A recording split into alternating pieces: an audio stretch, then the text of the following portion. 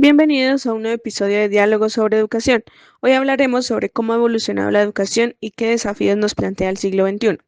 Para ello, tenemos un invitado especial, el profesor José Patarroyo, un docente con más de 12 años de experiencia, especialista en informática educativa y actual director del Centro de Cultura y Bienestar Universitario en Unitrópico.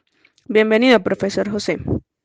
Muchas gracias, Alejandra. Es un placer estar acá y hablar de un tema tan relevante para la educación y nuestra sociedad. Profesor, hablemos de la evolución de la educación. ¿Cuáles son las principales diferencias entre la educación del siglo XXI y la educación del pasado? La educación ha cambiado radicalmente.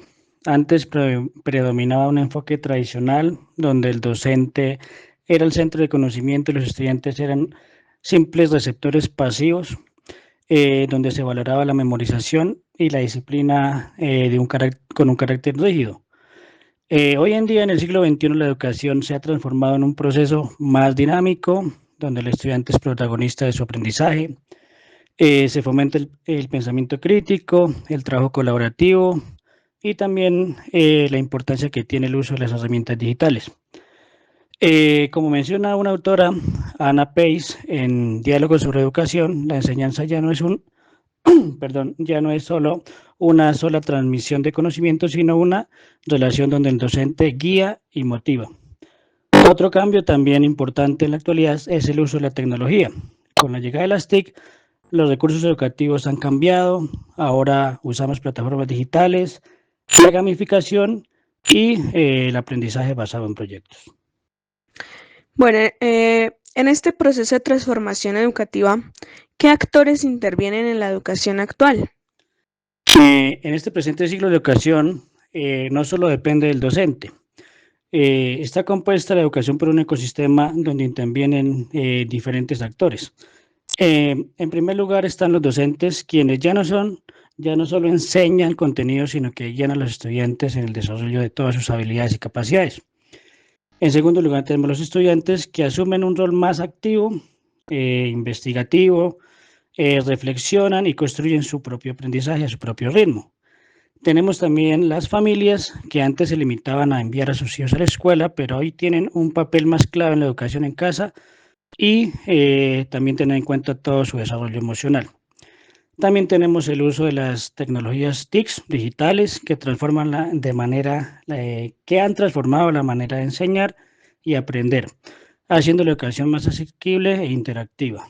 También tenemos, por supuesto, las instituciones educativas y los gobiernos, que son los encargados de garantizar las políticas y estrategias para la innovación pedagógica en la educación.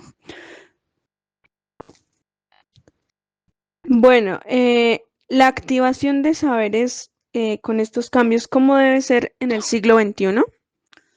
En la educación actual, pues ya no solo basta con memorizar, sino que los saberes deben activarse desde la experiencia, el cuestionamiento y el aprendizaje significativo. Debemos conectar los conocimientos con la vida real, como sugiere Anna Pace, permitiendo que los estudiantes construyan su propio aprendizaje desde su contexto. El proceso de enseñanza-aprendizaje, ¿cómo cambia en este nuevo siglo?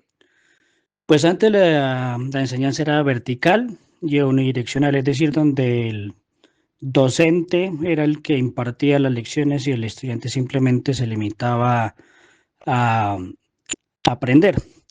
Pero ahora tenemos diferentes metodologías activas, como son el aprendizaje basado en proyectos, la gamificación y el aprendizaje colaborativo. Estas estrategias permiten que los estudiantes aprendan de otra manera, es decir, de una manera autónoma, más creativa y más reflexiva. Finalmente, ¿cómo debería ser la evaluación en la educación actual?